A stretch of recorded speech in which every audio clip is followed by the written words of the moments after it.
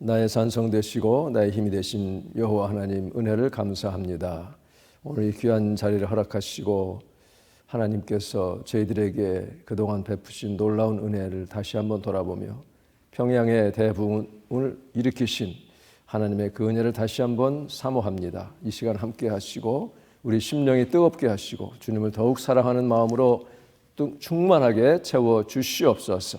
예수님의 이름으로 기도하옵나이다. 아멘.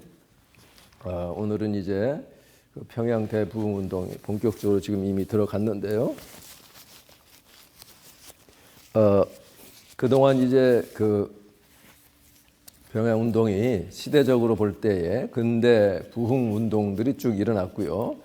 이것이 영국, 미국, 호주, 웨일즈, 인도 등지에서 이제 일어나가지고 이 좌절과 시리에 빠졌던 백성들이 영적인 잠에서 이제 눈을 뜨기 시작을 합니다. 그리고는 이제 이 부흥 운동이 일어나기 전에 아주 중요한 몇 가지 이제 그 짚어볼 일들이 있는데 사경회 운동이에요. 사경회 운동. 하나님의 말씀을 계속 이렇게 이제 살피면서 되새기면서 그 말씀에서 우러나는 성령님의 역사하심, 깨달음 이런 것으로 막 마음들이 변화되기 시작하는 것이죠. 그래서 한국의 부흥 운동은 이 말씀, 사경회, 기도, 그 기도 가운데 특별히 회개의 영이 강하게 역사한 그런 것이 있습니다. 성령께서 이렇게 각성 운동을 일으키셔서 1907년에 그 부흥회 이전에 이제 배경들을 그렇게 하나님이 마련해 주시고, 그리고 이제 미국에서는 이제 그 또 영국도 마찬가지고 이 선교, 해외 선교에 그 바람을 하나님이 불어 주셨죠. 그래서 이제 한국으로 막 선교사들이 왔습니다. 와가지고는 이제 얼마 안 있어서 이렇게 사경회 운동이 일어나고 기도 운동이 일어나고 서북 지역이 이제 각성을 하게 됩니다. 그러니까 하나님이 특별히 이 서북 지역을 아주 일깨우시는데 집중을 하셨어요. 서북 지역 사람들에게 성품과도 관계가 있는 것 같아요. 아주 이들은 화끈하고 한번 믿기로 하면 그냥 앞으로 나아가는 그런 성격들이 있잖아요. 그래서 제가 한국에서 동순교회 목회할 때도 거의 대부분 장로님들이 평양 아니면 이 북한에서 오신 분들이에요. 그 북한 말들을 막 하고 그런 아주 강한 그런 믿음의 그런 역사들이 있었습니다. 그리고는 이제 로버트 하디가 선교사로서 회개하면서 원산에서 큰 부흥 운동을 일으켰죠. 놀라운 회개 역사가 일어났습니다. 거기에 이제 불이 붙어가지고 네 가지의 준비 상황이 있었다고 그랬죠. 이 네 가지가 무엇이냐면 첫 번째는 장로교, 감리교 양쪽의 선교사님들이 하나가 돼가지고 평양 선교사의 사경회가 일어납니다. 그게 이제 1906년 그 전해 8월 말부터 9월 초까지 일어나고, 그 다음에 이제 서울 선교사 사경회가 또 일어나요. 거기에 이제 존스턴 박사라고 하는 부흥사 미 북장로교 해외 선교부 위원이 와서 이제 그것을 인도합니다.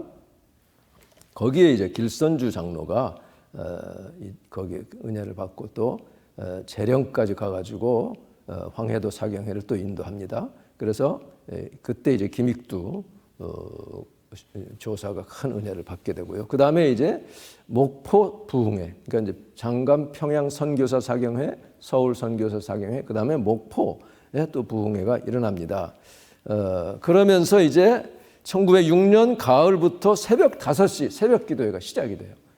한국에 이제 그 새벽 기도회 운동이 이제 일어나서 세계적인 놀람과 영향력을 끼치게 되는데, 어떻게 그렇게 새벽에 일어났느냐. 아주 놀라운 그런 일들이 있고, 너무 힘들면 사람들이 이거 누가 이 새벽 기도회를 만들어가지고 이렇게 고생시키느냐 하는데, 이제 길선주 그 당시 장로죠. 목사님으로부터 이제 시작이 됐다고 이렇게 알려져 있습니다. 그러면서 이제 그 바로 전 1906년 12월 26일부터 31일까지 장대현 교회, 바로 그 평양 대부흥 운동의 그 핵심 진원지죠. 거기에서 길선주 장로를 강사로 기도 운동이 일어나게 됩니다. 평양 시내 장감 선교사들이 자, 그래서요. 이와 같은 이제 준비가 끝나고 이제 드디어 대부흥의 역사가 이제 일어나는데 오늘 이제 볼 것은 한국의 오순절 평양 대부흥 운동. 바로 그 전에 이제 첫 번째 오순절 이야기를 지난번에 했죠. 그래서 거기에서 엄청난 회개 역사가 일어난 것을 지난번에 말씀을 드렸습니다. 여기 보면 두 번째 이제 보면 한국의 두 번째 오순절 이야기. 1월 원래 2일부터 15일까지가 예정이 되어 있는데 13일까지 아무런 별 역사가 없어요. 그 전에 12일에 조금 있었는데 13일 주일에는 그냥 낭낭합니다. 얼마나 분위기가 이렇게 눌려 있었는지 모릅니다. 그래서 선교사들이 또 모여서 정오에 막 부르짖어 기도합니다. 이거 큰일 났습니다. 이 오늘과 내일 이 일이 일어나지 않으면, 성령이 역사하지 않으면 이거 어떡합니까? 했을 때 그날 14일에 엄청난 성령의 불이 일어나고 회개의 운동이 막 역사가 나타나고 그랬습니다. 그리고는 그 다음 15일 화요일에도 성령의 불이 전날보다 더 강하게 임하였다. 그래서 현장에 있었던 수월른 선교사의 보고를 보면 그날 장로들 그리고 목사들 사이에 큰 죄악들이 드러났다. 와, 모두가 고백하지 않을 수 없도록 성령의 능력에 압도되었고 건장하고 양식 있는 사람들이 몸부림치며 통회하였다. 그러니까 자기 뭐 체면이고 뭐고 없어요. 성령이 그렇게 임하시면.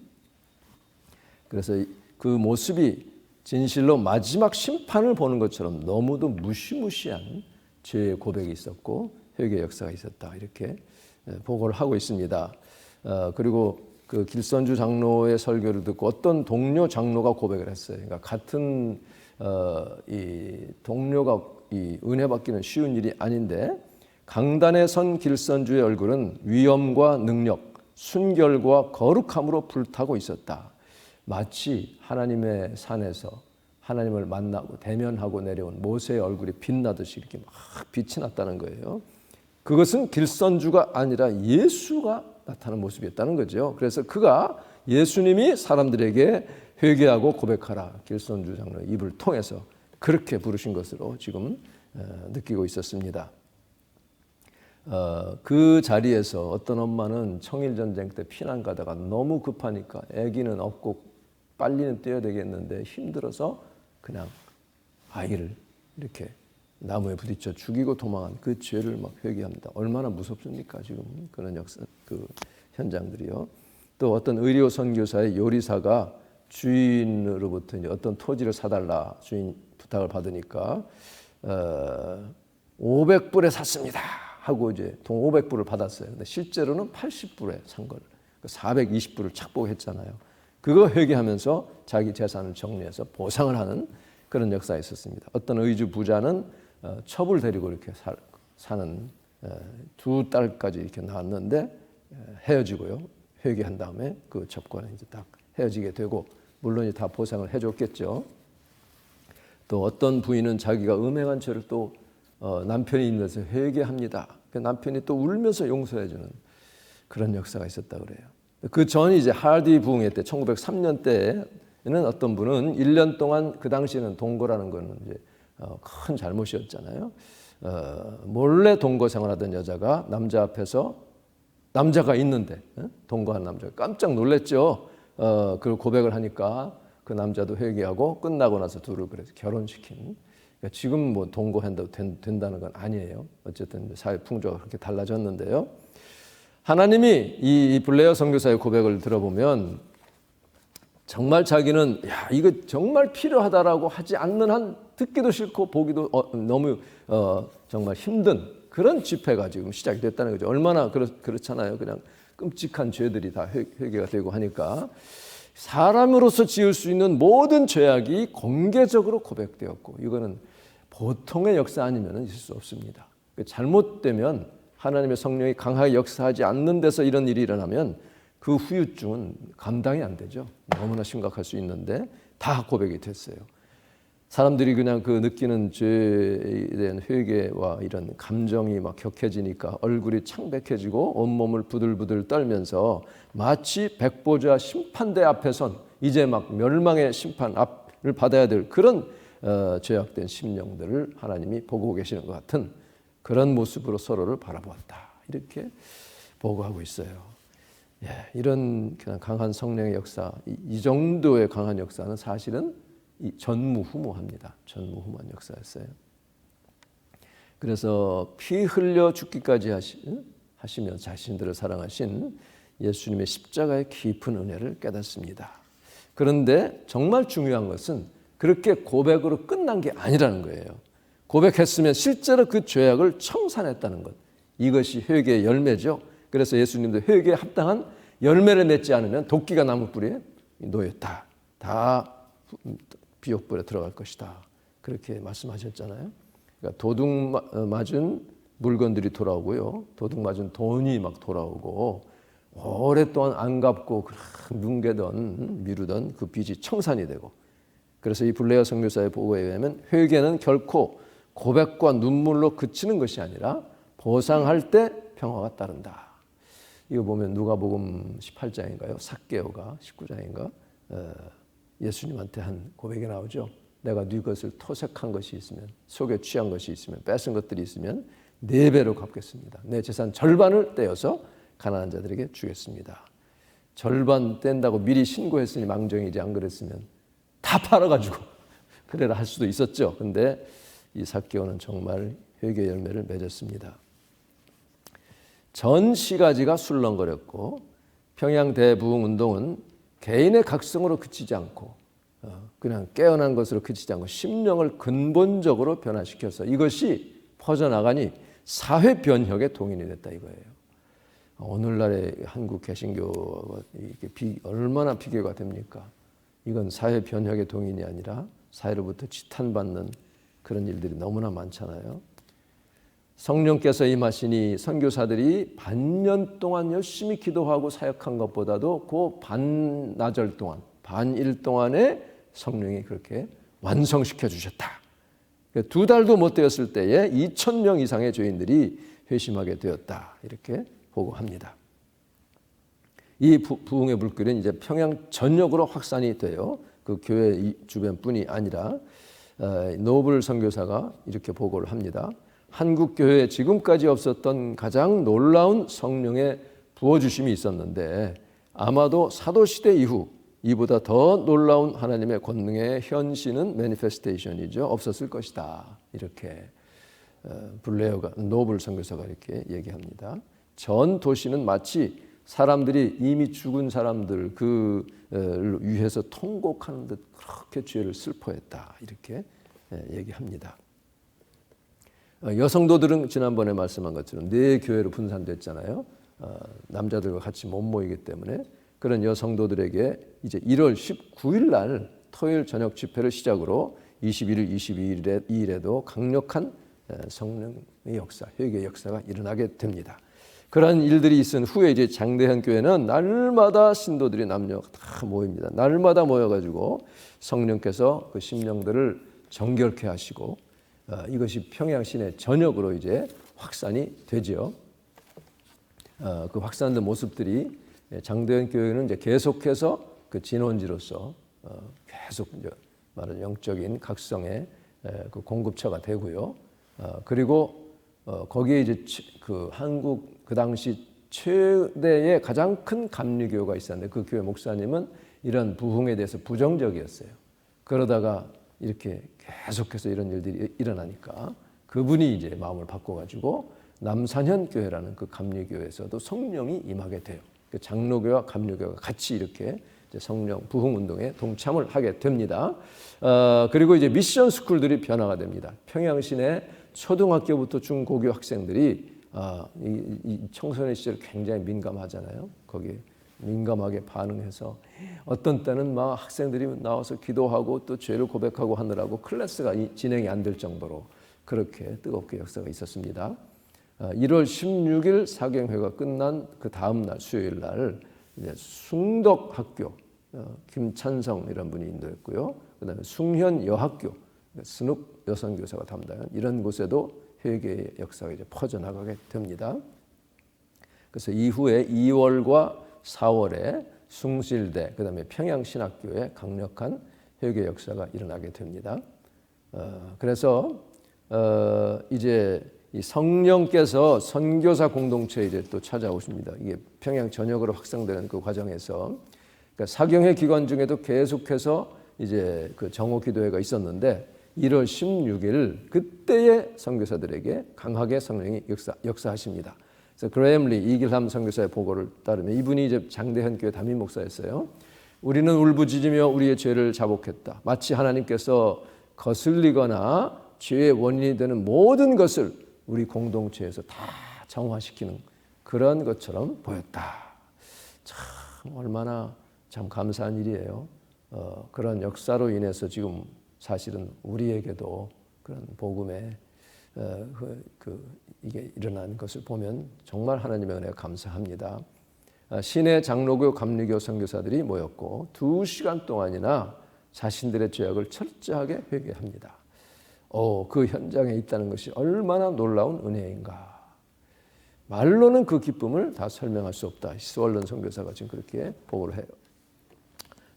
이 같은 은혜의 한가운데서 성령님의 거룩한 임재의 권능을 직접 보고 느끼는 그러한 이 역사를 일찍이 경험한 적이 없었다. 이렇게 보고를 하고 있습니다. 그리고 이제 그렇게 성령께서 이제 선교사 공동체를 찾아오셨고요. 그 다음에 장대현 교회는 계속해서 부흥의 진원지로서, 여기 이름을 소개를 안 해요. 뭐랄까 왜 그런지 몰라도 하여튼 이제 그 개인의 그런 것 때문에 그런지 성만 나옵니다. 주 장로라는 분이 회개를 하는데, 이분은 16일 저녁, 그러니까 15일까지 그 대부흥 운동 그 사경회가 있었잖아요. 근데 그 다음 날이에요. 수요 예배 때에 자기가 간음한 것과 공금을 유용한 것을 통회합니다. 그러니까 바닥에 주저앉고는 막 울부짖으면서 뒹굴고 회개를 합니다. 만일에 그를 안 도와줬다면 마치 그는 죽을 것만 같았다고 할 정도로 그렇게 회개를 이제 하게 됩니다.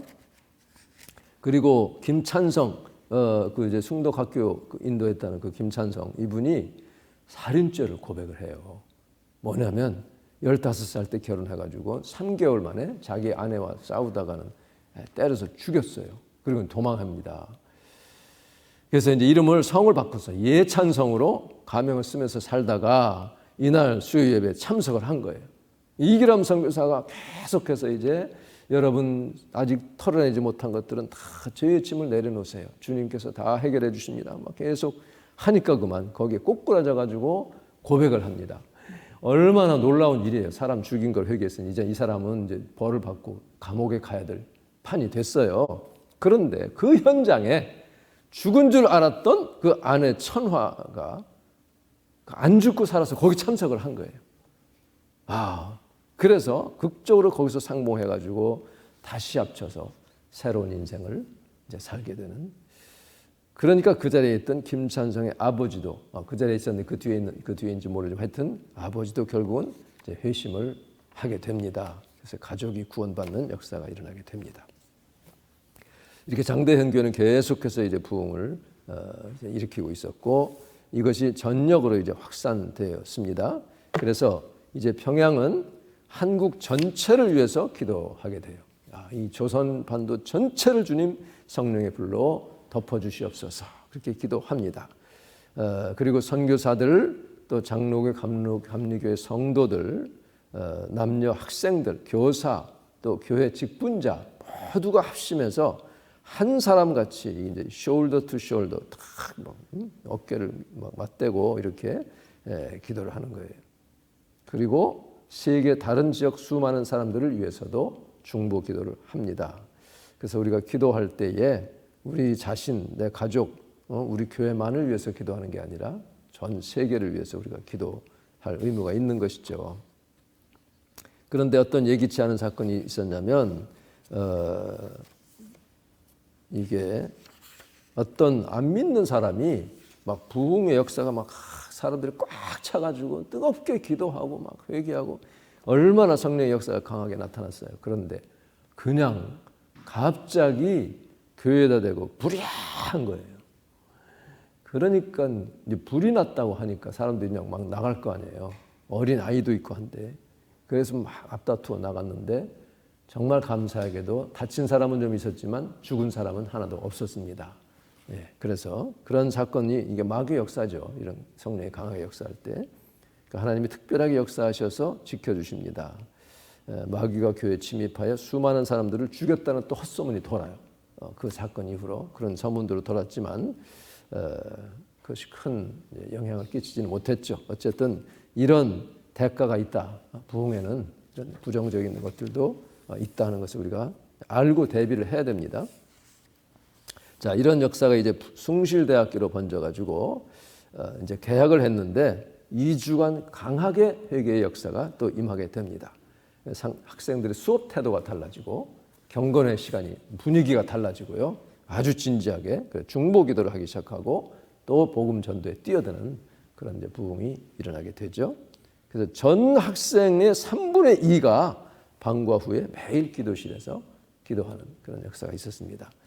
과거 우리 학교 다닐 때도 보면 우리는 뭐 미션 스쿨이 아니니까 그 기독 학생들 중에는 학교 왔다 갔다 하면서 꼭 교회 들러서 기도하고 어떤 학생은 가기 전에 기도하고 또 오는 길에 기도하고 그런 학생들이 있었어요. 하나님이 아마 그런 학생들은 굉장히 귀하게 쓰신 것으로 믿습니다. 또 어떤 학생은 학교 가는 길이 아니라 더 멀리 갔다가 돌아와야 되는데도 그렇게 기도에 힘쓴 그런 학생들도 있었어요. 그래서 이제 1907년 1월에 그런 부흥의 역사가 있었는데 4월에는 이제 평양신학교로 번졌어요. 좀 늦어요. 근데 어쨌든 거기까지 번졌어요. 그래서 결국은 평양이 기도와 찬송이 끊이지 않는 동방의 예루살렘이 된 이것이 바로 1907년 대부흥의 역사입니다. 이 다음에는 이제 전국으로 확산되는 부흥의 불길에 대해서 살펴보겠습니다.